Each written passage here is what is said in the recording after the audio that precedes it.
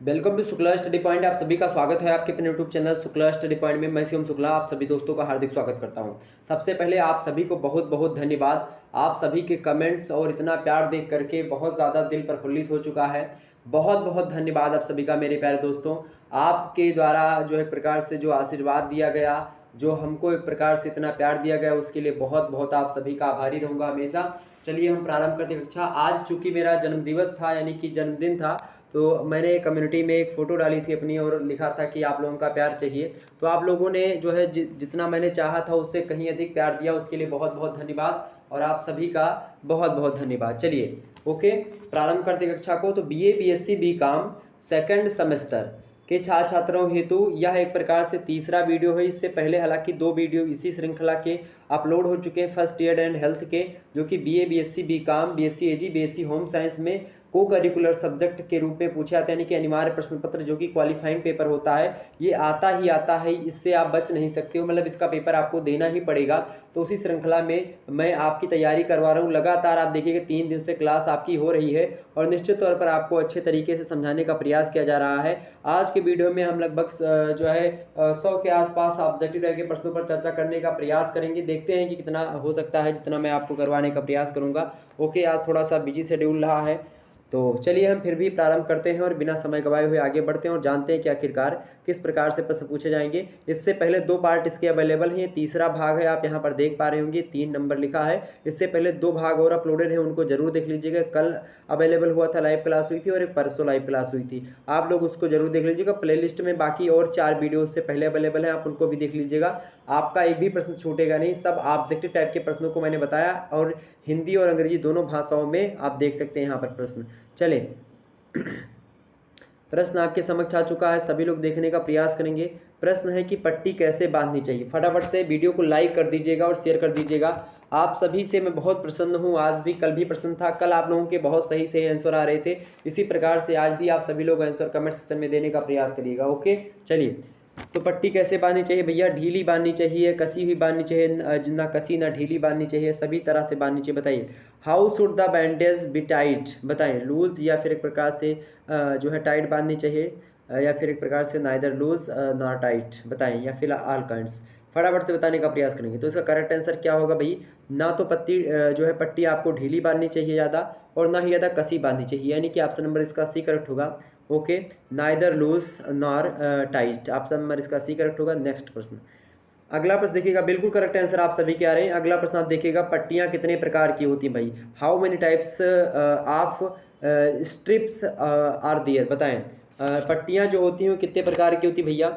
पट्टियां कितने प्रकार की होती हैं? तो पट्टियां जो होती हैं 4 प्रकार की होती हैं। ऑप्शन नंबर सी में दिया है 4 प्रकार, करेक्ट आंसर होगा C, option is right answer. Okay, अगला प्रश्न देखिएगा, ये ऐसे प्रश्न हैं जो कि रिपीटेड हैं, लगातार परीक्षा में आ रहे हैं, तो इन प्रश्नों को आप ध्यान से जो है ध्यान दीजिएगा। इन प्रश्नों को एग्जाम में जरूर पूछे जाते हैं। पहले जो हेल्थ और हाइजीन का पेपर होता है उसमें भी ये प्रश्न आते हैं, तो आपको भटकने की आवश्यकता नहीं है, आप आसानी से पढ़िए। ओके, अगला प्रश्न है, घाव पर बांधी जाने वाली पट्टी होनी चाहिए, साफ सुथरी होनी चाहिए या कीटाणु रहित होनी चाहिए, फिर दोनों, आ और बा दोनों, यानी कि इनमें से कोई नहीं? बताएं, the bandage to be tied on the wound should be? बताएं, तो भाई एक प्रकार से नीट भी होनी चाहिए, यानी साफ सुथरी, और जर्म एक प्रकार से फ्री भी होनी चाहिए, यानी बोथ ए एंड बी, दोनों करेक्ट आंसर होगा। Option number C is right answer, दोनों आ एंड बा। ओके, यानी कि साफ सुथरी पट्टी होनी चाहिए और कीटाणु से रहित, यानी कीटाणु ना हो उस पर। ओके, सभी के, बिल्कुल सभी के करेक्ट आंसर आ रहे हैं। ऑप्शन सी सी सी बिल्कुल करेक्ट आंसर है।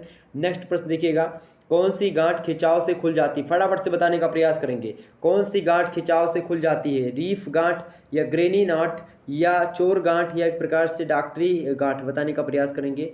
यानी कि आपसे कह रहा है कि विच नोट ऑफेंस अब बाई स्ट्रेचिंग? बताने का प्रयास करेंगे। तो रीफ नोट, या फिर एक प्रकार से जर्नी नोट, डॉक्टर नोट, या फिर एक प्रकार से थीप नोट? बताने का प्रयास करेंगे। तो कौन सी गांठ खिंचाव से खुल जाती है? प्रश्न तो यही है ना। तो कौन सी गांठ खिंचाव से खुल जाती है भैया? तो कौन सी गांठ है वो? थीफ नोट जो होती है खिंचाव से खुल जाती है। ऑप्शन नंबर इसका सी करेक्ट होगा, जो है चोर गांठ। अगला प्रश्न आपकी स्क्रीन पर विजिबल हो पा रहा है, सभी लोगों को दिखाई पड़ रहा है प्रश्न दिखाई पड़ रहा है मेरे भैया। चले, प्रश्न है कि वायु मार्ग में आंशिक व पूर्ण रुकावट को क्या कहते हैं?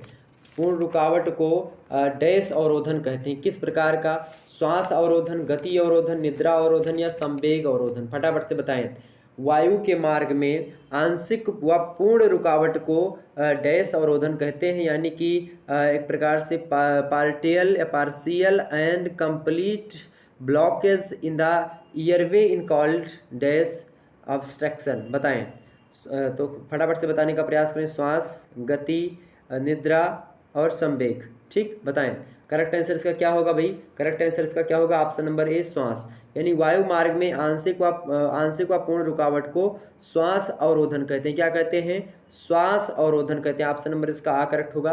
अगला प्रश्न देखिएगा, अंग्रेजी वाली भी साथ साथ देखते रहिएगा, नीचे प्रश्न दिया होता है। मैं अगर ना पढ़ूँ उसको तो आप इसका मतलब ये ना समझिए कि अंग्रेजी में नहीं वो प्रश्न इंपॉर्टेंट है। सारे प्रश्न इंपॉर्टेंट है। ओके, अगला प्रश्न है, पानी के अंदर जब व्यक्ति की श्वास क्रिया अवरुद्ध हो जाती है तो वह स्थिति कहलाती है। बताएं। प्रश्न बड़ा ही अच्छा है, प्रश्न बड़ा ही अच्छा है। एक प्रकार से प्रश्न बताने का प्रयास करें। अंग्रेजी में लिखा हुआ है, आप इसको पढ़ लीजिएगा, पढ़ूंगा ज़्यादा लंबा समय हो जाएगा। तो पानी के अंदर जब व्यक्ति की श्वास क्रिया अवरुद्ध हो जाती है, यानी श्वास रुक जाती है, तो वह स्थिति क्या कहलाती है? डूबना कहलाती है, फांसी लगाना, दौड़ना, कूदना। ना तो फांसी लगाना, दौड़ना, ना कूदना, ये डूबना कहलाता है, यानी कि ड्रॉपिंग। ऑप्शन नंबर इसका आ करेक्ट होगा, A option is right answer. Next प्रश्न, बहुत अच्छा, बहुत अच्छे भाई, बहुत अच्छे। चले अगला प्रश्न आपकी स्क्रीन पर विजुअल हो पा रहा है। किसके आयतन में वृद्धि के फलस्वरूप फेफड़े फैल जाते हैं? बताएं सभी लोग, यह आपका टेस्ट चल रहा है। किसके आयतन में वृद्धि के फलस्वरूप फेफड़े फैल जाते हैं? हृदय, यकृत, वक्षगुहा या ग्रास नली? बताने का प्रयास करें। Due to increase in the volume of which of the following lungs expand? बताएं। हार्ट या लीवर या थ्रोस्ट, मतलब कि जो है वक्षगुहा जो होती है, कैविटी जो होती है, थ्रोसिक कैविटी, या फिर एक प्रकार से जो है इसोफेंक्स? बताएं। ग्रास नली। फटाफट से बताने का प्रयास करेंगे। तो किसके आयतन में वृद्धि के फलस्वरूप फेफड़े फैल जाते हैं भैया? तो वक्षगुहा के जो है बढ़ने पर या उसके आयतन में वृद्धि होने पर फेफड़े जो होते हैं फैल जाते हैं। ऑप्शन नंबर इसका सी करेक्ट होगा। अगला प्रश्न देखिएगा, बहुत सही करेक्ट आंसर आप सभी के आ रहे हैं। नेक्स्ट प्रश्न देखिएगा। चलें अगला प्रश्न आप देख सकते हो, शरीर में श्वास नली में पानी चले जाने पर, शरीर में श्वास नली जो होती है उसमें पानी चले जाने पर, यानी व्हेन वाटर इंटर्स द जो है wind pipe in the body. बताएं। तापमान बढ़ जाता, टेम्परेचर राइज या फिर ठंडी लगती है, फील्स कोल्ड या फील जो है हंग्री यानी भूख लगती है, या निद्रा आ जाती है, स्लीप कम्स? बताने का प्रयास करें सभी लोग। श्वास नली में या फिर शरीर में श्वास नली में पानी चले जाने पर क्या होता है भैया? ठंडी लगती है। क्या लगती है? ठंडी लगती है। फील जो है फील्स कोल्ड। ऑप्शन नंबर इसका बी करेक्ट होगा। अगला प्रश्न आप सभी देखिए, किसी बीमारी में गर्म पानी में नमक डालकर गरारे किए जाते हैं? किस बीमारी में गर्म पानी में नमक डाल करके गरारे किए जाते हैं? ऊपर मुंह करके आप गरारे, गांव वगैरह में खास करके होता है, करने के लिए बोला जाता है। बताएं किस बीमारी में? इन विच डिसीजेस जो है gargles are done by adding salt to hot water? बताएं। फीवर में यानी बुखार में, गले में सूजन में यानी कि सोर थ्रोट में, या एक प्रकार से हेडेच में यानी सिर दर्द, मतलब कि सिर दर्द में, या हाथ पैर के दर्द में, pain in hands and feet? बताने का प्रयास करें करेक्ट आंसर क्या होगा। किस बीमारी में गर्म पानी में नमक डालकर गरारे किए जाते हैं भाई? तो गले में जब सूजन होती है ना, गले में जब सूजन होती है तो हम गरारे करते हैं। ऑप्शन नंबर इसका बी करेक्ट होगा, B option is right answer. अगला प्रश्न आप देखिएगा, अगला प्रश्न स्क्रीन पर विजुअल हो पा रहा है सभी लोगों के समक्ष। प्रश्न है कि रुधिर कणिकाओं का जीवन काल होता है, रुधिर कणिकाओं का जीवन काल कितना होता है भैया? फटाफट से बताने का प्रयास करिएगा। रुधिर कणिकाओं का जीवन काल कितना होता है? तो भैया रुधिर कणिकाओं का जीवन काल यानी कि द लाइफ स्पेन ऑफ जो है ब्लड सेल इज? बताने का प्रयास करेंगे। जो रुधिर कणिकाएं होती हैं उनका जीवन काल जो होता है 20 से 120 दिन के आसपास। ऑप्शन नंबर इसका आ करेक्ट होगा। ओके, अगला प्रश्न आप देखिएगा, यहाँ पर 20 लिख लीजिएगा, यहाँ पर 2 लिख गया। ओके, अगला प्रश्न है, जो श्वेत रुधिर यानी कि जो WBC होती है, वाइट ब्लड जो एक प्रकार सेल्स होती हैं, रुधिर जो है श्वेत रुधिर कणिकाओं में किसका अभाव होता है? तो भाई हीमोग्लोबिन के कारण से जो है RBC होती है उसका रंग लाल होता है। यानी खून का रंग लाल क्यों होता है? हीमोग्लोबिन के कारण ही होता है। तो प्रश्न कह रहा है कि श्वेत रुधिर कणिकाओं में किसका अभाव यानी किसकी कमी होती है? What is the lacking in white blood cells? बताने का प्रयास करेंगे। तो हीमोग्लोबिन की ही कमी होती है। ऑप्शन नंबर इसका आ करेक्ट होगा। हीमोग्लोबिन ही उसकी मात्रा को, मतलब कि लाल करने का जो रंग होता है हीमोग्लोबिन के द्वारा ही होता है। खून का रंग लाल क्यों होता है? हीमोग्लोबिन की अधिकता के कारण से होता है। ओके, ये बात ध्यान रखिएगा। अगला प्रश्न आप देखिएगा, अगला प्रश्न स्क्रीन पर विजुअल हो पा रहा है। देखें, रुधिर वाहिनियों का कार्य है। रुधिर वाहिनियों का क्या कार्य है भैया? रुधिर वाहिनियों का क्या कार्य है, फटाफट से बताने का प्रयास करेंगे। द फंक्शन ऑफ ब्लड, जो वेसल्स होती हैं, इज क्या कार्य होता है? तो रुधिर को हृदय से शरीर के विभिन्न भागों में पहुंचाना, ये भी इसी का कार्य होता है रुधिर वाहिनियों का। कि जो खून है उसको हृदय से, जब हृदय में पंप होता है ऐसे तो पंप होने के बाद में शरीर के जो विभिन्न भाग होते हैं उनमें खून पहुंचाने का कार्य जो होता है रुधिर वाहिनी, या रुधिर वाहिनी मतलब कि रुधिर का वहन करने वाली, रुधिर को ले जाने वाली, खून को ले जाने वाली, उसी को रुधिर वाहिनी। तो ये काम होता है ऊतकों से रुधिर को इकट्ठा करके वापस फिर से हृदय में लाना, ये भी इसी का कार्य होता है। तो दोनों यानी आ एंड बा दोनों करेक्ट आंसर हो गए। ऑप्शन नंबर इसका सी करेक्ट होगा, सी, ए एंड बी। ओके, ये भी होता है और ये भी होता है, दोनों पढ़ लीजिएगा आप। ओके, देख लीजिएगा। अगला प्रश्न आपके समक्ष है, सीने का दर्द होता है। सीने का दर्द अत्यधिक तीव्र होता है, हल्का हल्का होता है, या दोनों प्रकार का होता है, या इनमें से कोई नहीं, बताने का प्रयास करेंगे। यानी कि chest pain is very intense, या लाइटली, या बोथ टाइप्स, या none of these, none of above, या नन ऑफ दीज, बताने का प्रयास करेंगे, बताने का प्रयास करेंगे सभी लोग। सीने का दर्द होता है, बताएं सीने का दर्द कैसा होता है?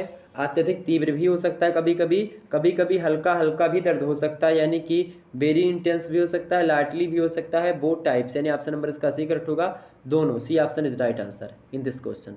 नेक्स्ट प्रश्न है, प्लाज्मा में कितने प्रकार की रुधिर कणिकाएं यानी कि रुधिराणु जो होते हैं वो पाई जाती हैं? यानी कि जो रुधिर की कणिकाएं होती हैं खून की, वो कितने प्रकार की पाई जाती हैं प्लाज्मा में? प्लाज्मा में कितने प्रकार की रुधिर कणिकाएं पाई जाती हैं? तो प्लाज्मा में मुख्य रूप से 3 प्रकार की रुधिर कणिकाएं पाई जाती हैं, ऑप्शन नंबर इसका बी करेक्ट होगा। नेक्स्ट प्रश्न देखिएगा, नेक्स्ट प्रश्न आपके समक्ष है। प्रश्न क्या आ चुका है भाई, स्क्रीन पर देखिएगा सभी लोग, प्रश्न आपकी स्क्रीन पर विजुअल हो पा रहा है, दिखाई पड़ रहा है। प्रश्न आ चुका है कि कुंद आघात में, प्रश्न क्या है, कुंद आघात में सबसे ज़्यादा, फटाफट से बताएं, कुंद आघात में सबसे ज़्यादा क्षतिग्रस्त होती है, कुंद आघात में सबसे ज़्यादा क्षतिग्रस्त होती है तिल्ली, यकृत, या बड़ी आंत, छोटी आंत, बताने का प्रयास करेंगे। कुंद आघात में सबसे ज़्यादा क्षतिग्रस्त होती है भैया क्या? तो जो तिल्ली होती है वो सबसे ज़्यादा क्षतिग्रस्त होती है। ओके, लिखा है कि इन अ जो है blunt stroke the most damaged is, बताएं तो जो स्प्लीन होती है वही, ऑप्शन नंबर इसका ए करेक्ट होगा, ऑप्शन नंबर इसका आ, तिल्ली।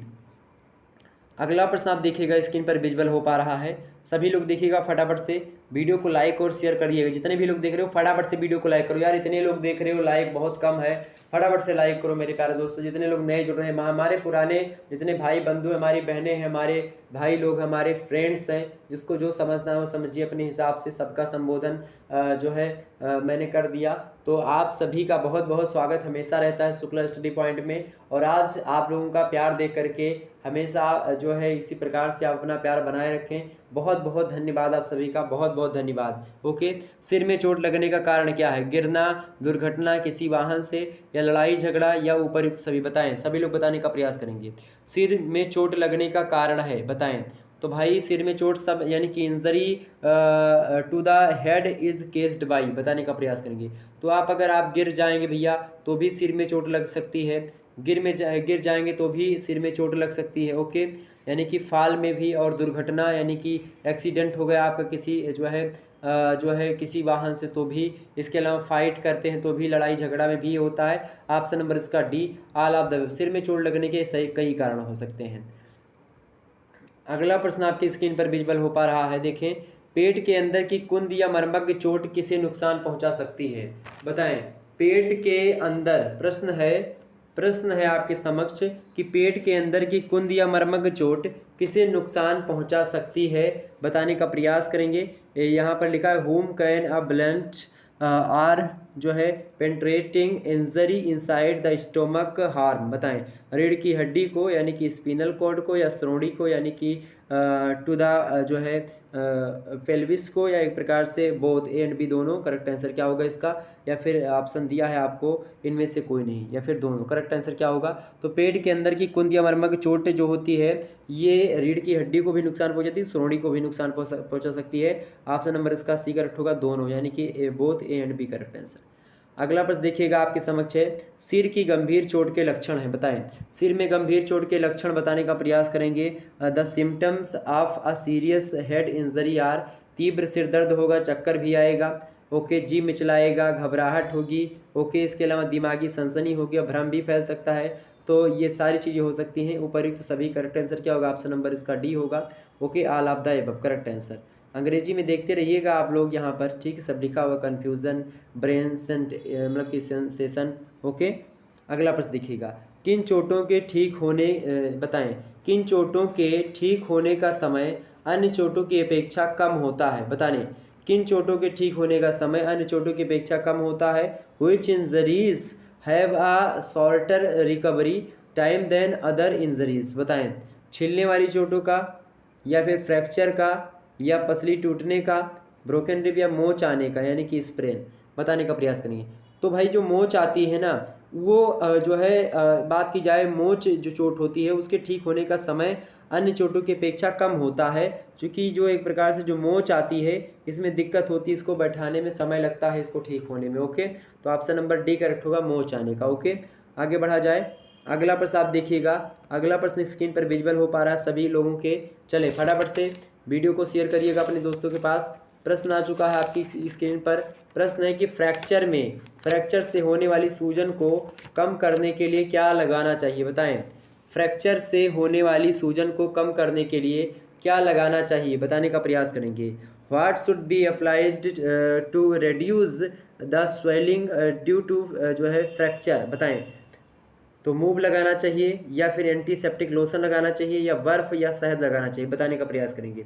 तो भाई फ्रैक्चर से होने वाली जो सूजन होती है उसको करने के लिए बर्फ़ अगर आप लगाएंगे तो ज़्यादा सही रहेगा। बर्फ़ जो होता है, स्नो, ये ऑप्शन नंबर इसका सी करेक्ट होगा। ओके, बर्फ़ लगाने से आपका मिट जाएगा। हालांकि मूव वगैरह कहीं पर आपको चोट लग जाए तो आप लगा सकते हो, मूव से भी फ़ायदा ही होता है। ओके, अगला प्रश्न देखिएगा। अगला प्रश्न आपके समक्ष है, प्रभावित हड्डी या जोड़ के पास के ऊतकों के क्षति पर डॉक्टर क्या करते हैं? बताएं, यानी कि in case of the damage to the tissue near the affected bone और joint, what will the doctor do? बताएं, क्या करते हैं? प्लास्टर करते हैं, सर्जरी करते हैं, पट्टी बांधते हैं, फिर कुछ भी नहीं करते? प्लास्टर, सर्जरी, या बैंडेजिंग, या फिर नथिंग? बताएं। तो जो प्रभावित हड्डी होती है, जो या फिर जो जोड़ के पास के जो, या हड्डी से के पास के जो ऊतक होते हैं, उन ऊतकों की जब क्षति हो जाती है तो उस क्षति होने पर डॉक्टर जो करते हैं वो सर्जरी करते हैं। क्या करते हैं डॉक्टर? जब ऊतकों का क्षति होती है तो उसके लिए सर्जरी करनी पड़ती है। क्या करनी पड़ती है? सर्जरी करनी पड़ती है। ऑप्शन नंबर इसका बी करेक्ट होगा। Okay, B option is right answer. Next प्रश्न आप देखिएगा। अगला प्रश्न आपकी स्क्रीन पर विजुअल हो पा रहा है भैया। अगला प्रश्न आप देखिएगा, तो सर्जरी करनी पड़ती है। ऑप्शन नंबर इसका सी करेक्ट होगा, सॉरी बी करेक्ट होगा। अगला प्रश्न आप देख सकते हो, हड्डी टूटकर जुड़ने के बाद क्या जटिलताएं आती हैं? हड्डी टूटकर जुड़ने के बाद क्या जटिलताएं आती हैं? गलत जगह में जुड़ना, या हड्डी का विकास रुकना, या दोनों? बताएं। व्हाट जो है मतलब कि complications come after the fractured joint? बताएं। तो गलत जगह पे अगर हड्डी जुड़ गई तो भी दिक्कत है, हड्डी का विकास भी रुक जाता है, तो दोनों ऑप्शन नंबर इसका सी करेक्ट होगा, यानी कि joining in the wrong place, या stop the growth of bone. Okay, option number इसका सी होगा, बोथ ए एंड बी दोनों। अगला प्रश्न देखिएगा, तो C option is right answer. अगला प्रश्न है, फ्रैक्चर हुई हड्डी का कितने हफ्तों के लिए स्थिरीकरण कर दिया जाता है? यानी प्लास्टर, जब हड्डी टूट जाती है हाथों की या पैरों की तो क्या किया जाता है? For how many weeks in the fractured bone मतलब कि इमोबिलाइज्ड? बताने का प्रयास करेंगे। यानी फ्रैक्चर हुई हड्डी का कितने हफ्तों के लिए स्थिरीकरण कर दिया जाता है? मतलब स्थिरीकरण की जो है उसको स्थिर कर दिया, प्लास्टर बांध करके टांगवा दिया, गले में हाथ उड़ गया तो कितने दिन तक? भाई लगभग 2 से 8 हफ्ते के आसपास की बात होती है। ऑप्शन नंबर इसका 2 से 8 वीक, ऑप्शन नंबर इसका ए करेक्ट होगा। अगला प्रश्न है, उदर भाग की प्रमुख पेशियां हैं। उदर भाग की प्रमुख पेशियां कौन कौन सी भाई? यानी कि यहाँ पर आप देख सकते हो जो है the मियन muscles of the Abdo मतलब कि एब्डोमिनल रीजन आर। बताएं, कशेरुक दंड, या फिर श्रोणि प्रदेश के तल, नितंबों का मूलाधार की जो पेशियां होती है वो, तो ये सभी जो है, ये सब जो है उदर भाग की प्रमुख पेशियां होती है। कशेरुक दंड जो होता है वो भी, श्रोणि प्रदेश के जो तल होते हैं वो भी, और नितंब जो होता है, और जो मूल आधार की जो पेशियां होती हैं सभी के। ऑप्शन नंबर इसका डी करेक्ट होगा। ऑप्शन नंबर इसका डी करेक्ट होगा। ऑप्शन नंबर क्या? All of the above. Okay, यहाँ पर आप देख सकते हो ये चीज़, ये सब होगा। ओके, आगे देखिएगा।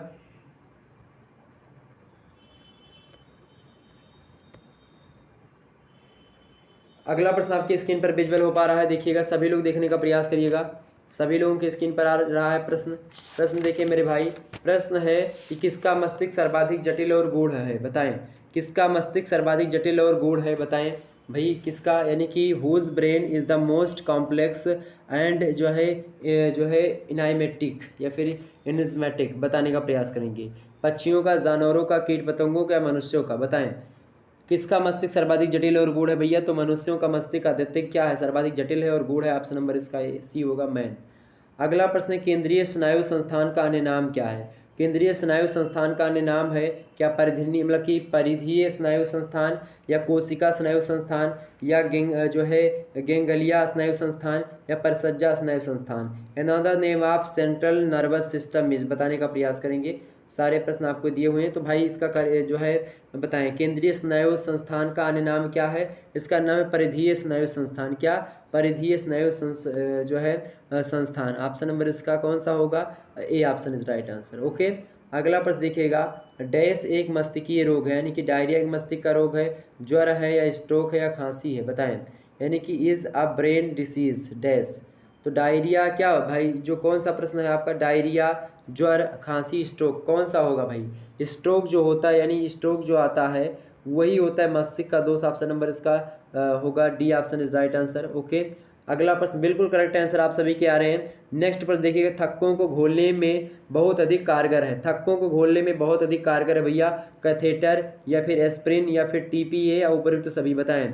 यानी कि वेरी इफेक्टिंग इन डिसॉल्विंग क्लोट्स, बताने का प्रयास करेंगे। फटाफट से बताएं, फटाफट से बताने का प्रयास करेंगे। थक्कों को घोलने में बहुत अधिक कारगर है, तो टीपीए जो होता है यही है। Option number very effective in dissolving clots, TPA, option number इसका सी करेक्ट होगा। ओके, नेक्स्ट प्रश्न देखिएगा। स्ट्रोक की उपचार प्रणाली में सम्मिलित है स्पीच थेरेपी या भौतिक चिकित्सा सहायता समूह या फिर सभी, बताएं।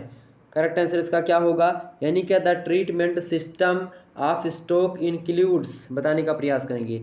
तो जो एक प्रकार सहायता समूह होता है, भौतिक चिकित्सा, स्पीच थेरेपी, स्ट्रोक की उपचार प्रणाली में आप देखिएगा होता है ये सब, भौतिक चिकित्सा भी, स्पीच थेरेपी भी, सहायता समूह भी। वैसे सहायता समूह ज़्यादा बेटर होता है यहाँ पर, तो आप सहायता समूह लगे, सपोर्ट ग्रुप। ओके, ये स्ट्रोक में आप खास करके देखिएगा इन सभी के माध्यम से चीज़ें होती हैं, लेकिन स्पीच थेरेपी भी होता है और भौतिक चिकित्सा के माध्यम से होता है। तो ऑल ऑफ द एबव भी हो सकता है इसका, लेकिन आप लगाइएगा सी ऑप्शन। लेकिन फिर भी जो आपको इसमें से बेटर लगे, आपको क्या लगता है ये भी आप ध्यान रखिएगा।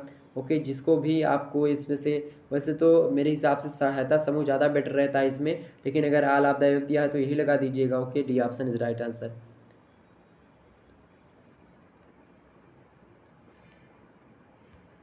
अगला प्रश्न आप देखिएगा। अगला प्रश्न आपकी स्क्रीन पर विजुअल हो पा रहा है, फटाफट से देखेंगे सभी लोग, फटाफट से देखिएगा भाई। प्रश्न आपके समक्ष आ चुका है कि Listeria food poisoning, Listeria food poisoning की जटिलताएं किसके लिए अधिक गंभीर हो सकती हैं, बताएं। Complications of Listeria food poisoning can be more serious for, बताएं। अजन्मे, बिल्कुल अजन्मे बच्चे के लिए होता है ये, जो एक प्रकार से लिस्टेरिया फूड पॉइजनिंग होता है, ये अजन्मे बच्चे के लिए, जो बच्चा पैदा ही नहीं हुआ। ऑप्शन नंबर इसका आ करेक्ट होगा, ये option the unborn child. Okay, option number इसका ए करेक्ट होगा। अगला प्रश्न आप सभी देखिएगा। अमाशय के दूसरे छिद्र का मार्ग छोटी आंत से जुड़ा रहता है, वह कहलाता है। अमाशय के दूसरे छिद्र का मार्ग छोटी आंत से जुड़ा रहता है, वह कहलाता है, बताने का प्रयास करेंगे सभी लोग, बताने का प्रयास करेंगे। The passage of the second hole of the stomach is connected to the small intestine, it is called, बताएं। एक प्रकार से जो गैस्ट्रिक आउटलेट है, या फिर एक प्रकार से जो प्लेरियस है, मतलब पाइलोरस है, या फिर इनमें से दोनों, बताने का प्रयास करेंगे। तो अमाशय के दूसरे छिद्र का मार्ग छोटी आंत से जुड़ा रहता है, वह क्या कहलाता है भैया, उसको हम जठर निर्माण द्वार भी कहते हैं और पाइलोरस भी कहते हैं। तो ऑप्शन नंबर इसका सी करेक्ट होगा, ए एंड बी दोनों। Okay, both A and B.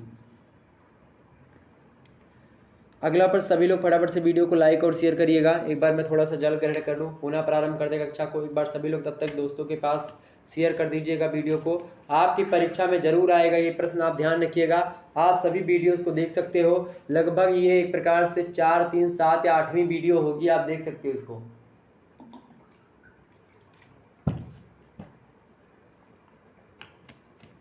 आप सभी वीडियो को देख लीजिएगा, आपका कहीं अलग से प्रश्न नहीं आएगा। इन चीज़ों को आप ध्यान में रख लीजिएगा और शेयर करिए सभी दोस्तों के पास।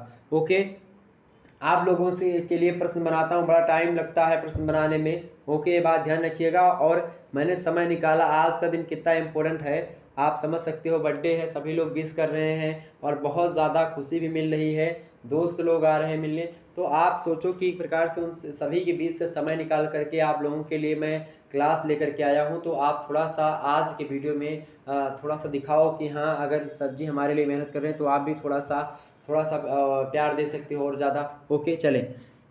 अगला प्रश्न है, अगन्याशय के रस से एंजाइम प्राप्त होता है, बताएं।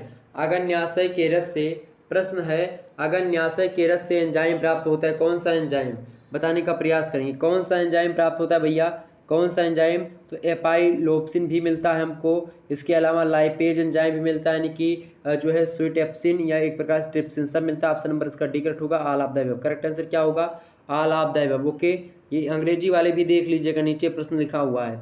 अगला प्रश्न देखिएगा आपके समक्ष, आहार नाल डैश भागों में बटी होती है। Okay, the alimentary canal is divided into parts. तो कितने पार्ट में डिवाइड होती है आहार नाल, ये 5 भागों में। ऑप्शन नंबर इसका जो है डी होगा, 5। अगला प्रश्न देखिएगा, भोजन करते समय मुख गुहा में एक तरल पदार्थ बनता है, वो क्या कहलाता है। भोजन करते समय मुख गुहा में एक तरल पदार्थ बनता है, उसको हम क्या कहते हैं बताने का प्रयास करेंगे। फ्लूइड फॉर्म्स इन द जो है oral cavity wheel eating is called, उसको हम क्या कहते हैं सलाइवा कहते हैं। ऑप्शन नंबर इसका एक करेक्ट होगा, लार। ओके, लार के द्वारा ही आप देखिएगा भोजन का पाचन प्रारंभ हो जाता है। इसलिए कभी कभी प्रश्न आपसे पूछता है कि भोजन का प्रारंभ कहाँ से होता है। प्रायः शुरुआत भोजन के पाचन की कहाँ से होती है, तो मुख से ही हो जाती है। ओके, ये बात ध्यान रखिएगा। तो ऑप्शन नंबर इसका एक करेक्ट होगा, सलाइवा यानी कि लार। अगला प्रश्न देखिएगा, कुष्ठ रोग वास्तव में डैश का रोग होता है, बताएं। किसका रोग होता है, मांसपेशियों का रोग होता है, तंत्रिकाओं का रोग होता है, फिर नसों का रोग होता है, बताने का प्रयास करें। इनमें से किसी का रोग नहीं होता है, बताने का प्रयास करेंगे। Leprosy is the actually diseases of, बताने का प्रयास करेंगे। किसका रोग होता है भैया, जो कुष्ठ रोग होता है, जो कुष्ठ रोग होता है मेरे प्यारे दोस्तों, ये तंत्रिकाओं का रोग होता है। किसका, diseases of nervous. Option number इसका बी करेक्ट होगा। ओके, अगला प्रश्न देखिएगा, कुष्ठ रोग का पहला लक्षण क्या होता है। तो the first symptoms of leprosy is, बताने का प्रयास करेंगे। कुष्ठ रोग का पहला लक्षण क्या होता है भैया, त्वचा पर सफ़ेद धब्बे दिखाई पड़ने लगते हैं, white spot on the skins. Okay, option number इसका कौन सा करेक्ट होगा, B option is right answer, त्वचा पर सफ़ेद धब्बे दिखाई पड़ने लगते हैं। ओके,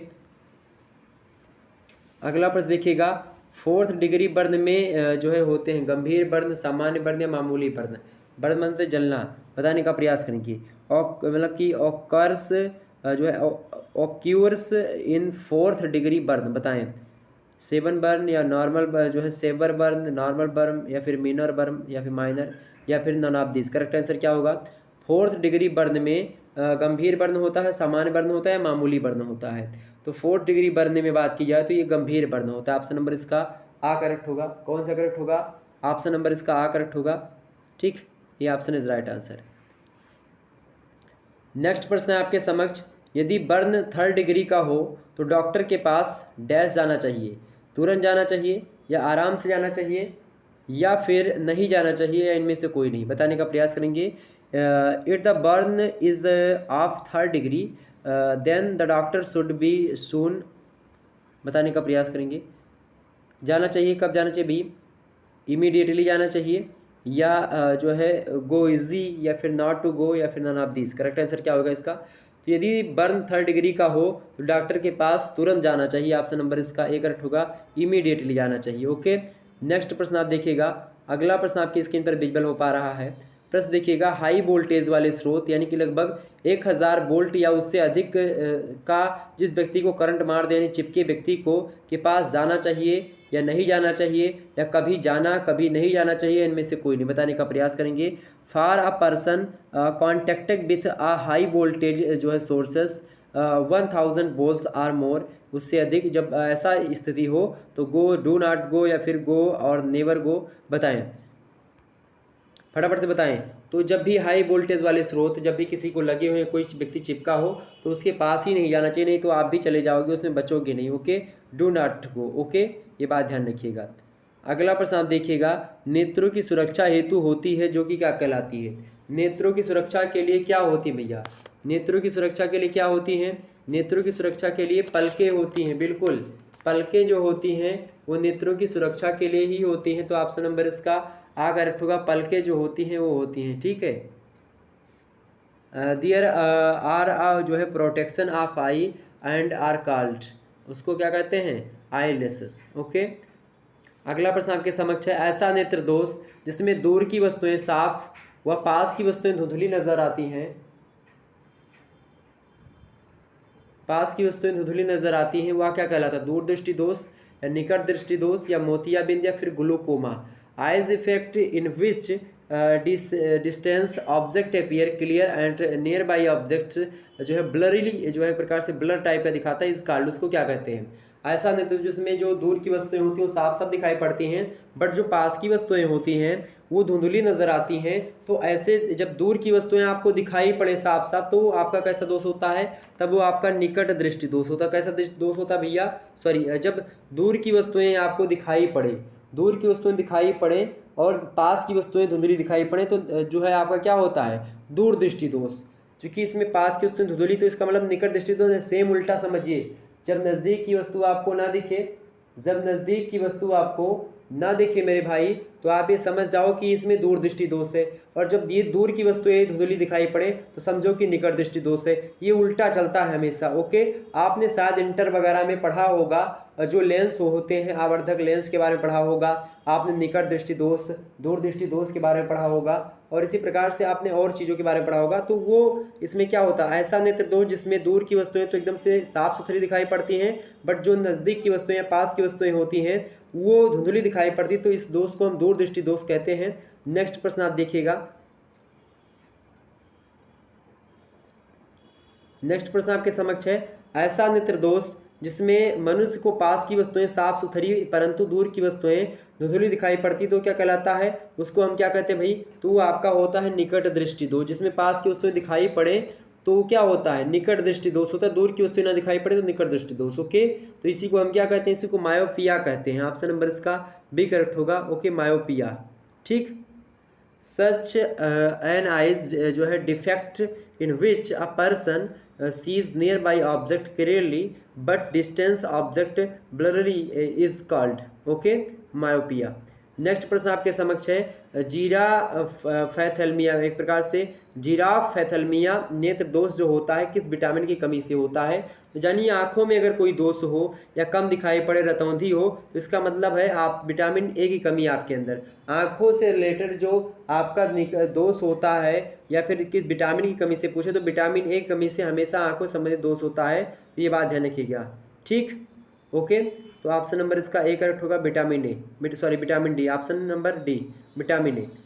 अगला प्रश्न आपके समक्ष है, रतौंधी रोग होता है विटामिन किसकी कमी से? रतौंधी विटामिन ए की कमी से होता है। विटामिन सी की कमी से कौन सा रोग होता है? स्कर्वी। विटामिन बी की कमी से बेरी बेरी रोग होता है, ओके, ये सब ध्यान रखिए। विटामिन डी की कमी से रिकेट्स यानी सूखा रोग होता है। विटामिन डी का सबसे अच्छा स्रोत कौन सा? सूर्य का प्रकाश, ओके, ये सब ध्यान रखिएगा, एग्जाम में प्रश्न हो सकता है बन जाए। अगला प्रश्न आप देखिएगा, अगला प्रश्न आपके समक्ष आ चुका है, ओके। प्रश्न देखिएगा सभी लोग और वीडियो को शेयर करते रहिएगा, लाइक कर दीजिएगा। थोड़ा सा क्लास और बची, ज़्यादा लंबा आज क्लास खींचेंगे नहीं बस, ओके। तो ये सभी प्रश्नों के उत्तर बड़े ही इंपॉर्टेंट है। तो इस प्रकार से मैंने आपको तमाम सारे प्रश्नों के उत्तर को बताया। आइए देखते हैं और भी कुछ प्रश्न आपके बचे हुए हैं, उनके उत्तर को भी हम समझ लेते हैं और जानते हैं आखिरकार आपके एग्जाम पॉइंट ऑफ व्यू से कौन कौन से प्रश्न महत्वपूर्ण है। चलें, प्रश्न है, गर्भपात्र कितने % गर्भधारण तक हो सकता है? यानी जो एक प्रकार से जो आपका जो अबॉर्शन होता है वो कितने % तक हो जाने के बाद में गर्भधारण की संभावना बनी रहती है, ये बताएं, ठीक। तो लगभग 30 से 40% तक जो है गर्भधारण की जो संभावना होती है अबॉर्शन के बाद भी बनी रहती है। ऑप्शन नंबर इसका ए करेक्ट होगा, ओके। नेक्स्ट प्रश्न देखिएगा, अगला प्रश्न आपके समक्ष है, फेफड़े, वृक्क या गुर्दे, बड़ी आंत तथा त्वचा किस यंत्र के मुख्य अंग हैं? बताएं। फेफड़े, वृक्क या गुर्दे, बड़ी आंत तथा त्वचा किस तंत्र के मुख्य अंग हैं? फटाफट से। Lungs, kidney, large intestine and skins are the main parts of which system? बताने का प्रयास करेंगे। तो ये सब किसके भाग है भैया? ये सब जो है उत्सर्जी तंत्र के भाग है, यानी कि जो है एक्सक्रेटरी सिस्टम जो होता है, ऑप्शन नंबर इसका ए करेक्ट होगा, यानी कि जो उत्सर्जित तंत्र होते हैं उसी के भाग हैं। ओके, अगला प्रश्न आपके समक्ष आ चुका है, देखिएगा प्रश्न है डैश एकांत परिवेश के व्यवहारों तथा जन सामान्य परिवेश में स्वीकार्य व्यवहारों के बीच अंतर समझाती है, बताने का प्रयास करेंगे। समान शिक्षा समझाती है, विशेष शिक्षा या यौन शिक्षा या उपयुक्त सभी, बताने का प्रयास करेंगे। अंग्रेजी में लिखा है explain the differences between the behaviours of a solitary environment and the behaviours मतलब कि एक्सपेक्टेबल टू द जनरल पब्लिक, बताने का प्रयास करेंगे। जनरल एजुकेशन सामान्य शिक्षा, विशेष शिक्षा स्पेशल एजुकेशन, यौन शिक्षा सेक्स एजुकेशन, या फिर डी उपयुक्त सभी, all of the above. Correct answer इसका क्या होगा भाई? करेक्ट आंसर क्या होगा? एकांत परिवेश के व्यवहारों तथा जन सामान्य परिवेश में स्वीकार्य व्यवहारों के बीच अंतर समझाती है, वो यौन शिक्षा होती है, यानी कि जो सेक्स एजुकेशन होता है वही। ऑप्शन नंबर इसका सी करेक्ट होगा। अगला प्रश्न आपके समक्ष है मूत्राशय अनैधिक, प्रश्न बड़ा ही अच्छा है, देखिएगा ध्यान एग्जाम में आ सकता है प्रश्न। मूत्राशय जो है अनौधिक पेशियों का डैश होता है, यानी थैला होता है, बक्सा होता है, बटुआ होता है, इनमें से कोई नहीं, बताने का प्रयास करेंगे। The bladder is made of the non जो है स्पेसिफिक मसल्स, बताने का प्रयास करेंगे। तो मूत्राशय जो होता है अनौधिक पेशियों का एक थैला होता है, ऑप्शन नंबर इसका बी करेक्ट होगा, एक बैग होता है। अगला प्रश्न आपके समक्ष है पुरुषों में प्रमुख जननांग होते हैं, वृषण, शुक्राशय या अंडाशय या उपयुक्त सभी, बताने का प्रयास करेंगे। तो पुरुषों में जो प्रमुख जननांग होते हैं वो वृषण जो होता है, वो पुरुषों में प्रमुख जननांग होता है वृषण, ऑप्शन नंबर इसका आ करेक्ट होगा। ओके ठीक है, जो टेस्टिस होता है वही, ऑप्शन नंबर इसका ए करेक्ट होगा। अगला प्रश्न आप देखिएगा, अगला प्रश्न आपकी स्क्रीन पर विजुअल हो पा रहा है। यूरिक अम्ल जल कार्बन डाइऑक्साइड को शरीर से बाहर निकालने की क्रिया को हम क्या कहते हैं? अवशोषण, उत्सर्जन या अपशोषण या सभी क्रियाएं कहते हैं। तो भाई यूरिक अम्ल, जल, कार्बन डाइऑक्साइड, इस सभी को शरीर से बाहर निकलने की जो क्रिया होती है इसको उत्सर्जन कहते हैं। क्या कहते हैं? उत्सर्जन। और इसी जिसके माध्यम से होता है उन सभी को उत्सर्जन तंत्र के अंतर्गत हम रखे हैं। ओके, ये बात ध्यान रखिएगा। तो इस प्रकार से हमने बहुत सारे प्रश्नों को समझा जो कि आपके एग्जाम पॉइंट ऑफ व्यू से बहुत ही महत्वपूर्ण थे। तो आप सभी का जो है इस प्रकार से बहुत सारे प्रश्नों के बारे में मैंने बता दिया। इससे पहले और भी वीडियो हमारे चैनल पर अवेलेबल हैं, आपने अगर नहीं देखा तो इसको ज़रूर देख लीजिएगा। प्राचीन इतिहास की क्लास अभी रात के 9 बजे से आपकी क्लास प्रारंभ होगी। ऑब्जेक्टिव टाइप की क्लास है, इसमें 100 से अधिक महत्वपूर्ण ऑब्जेक्टिव टाइप के प्रश्नों पर चर्चा की जाएगी, जो कि ऑब्जेक्टिव यूनिवर्सिटीज़ वालों के लिए, जिनकी परीक्षा ऑब्जेक्टिव होनी है उनके लिए बेहद ही महत्वपूर्ण होगा। तो आप इसको देख लीजिएगा। एक भी प्रश्न आपका बख्शलेगा नहीं, छूटेगा नहीं, ये बात ध्यान नहीं। बख्शलने मतलब होता है कि छूटेगा नहीं आपका। तो इस प्रश्न के इस वीडियो को जरूर अभी देखिएगा। अभी रात के 9 बजे से लाइव क्लास आपकी होगी। प्राचीन इतिहास का यह लेक्चर अगर आपने देख लिया तो आपको और भटकने की आवश्यकता नहीं पड़ेगी, और हर सब्जेक्ट का प्लेलिस्ट ऑलरेडी बना हुआ है, प्लेलिस्ट में सारी चीज़ें देख सकते हो। ओके, तो ये पहली वीडियो होगी इसकी प्राचीन इतिहास की, लेकिन इससे पहले एक लिखित मॉडल पेपर और एक ऑब्जेक्टिव मॉडल पेपर, बाकी और 2 आपके जो है महासंग्राम वीडियो पड़े हैं, उनको भी देखना आपका परम कर्तव्य है। अगर उसको नहीं देखेंगे तो फिर दिक्कत है, तो उसको भी देख लीजिएगा, ये देख लीजिएगा। और भी वीडियो में एक आध दे दूंगा तो आपको सारा हो जाएगा और आपकी परीक्षा जो है जल्दी हो जाएगी। ओके, मतलब कि अच्छी हो जाएगी।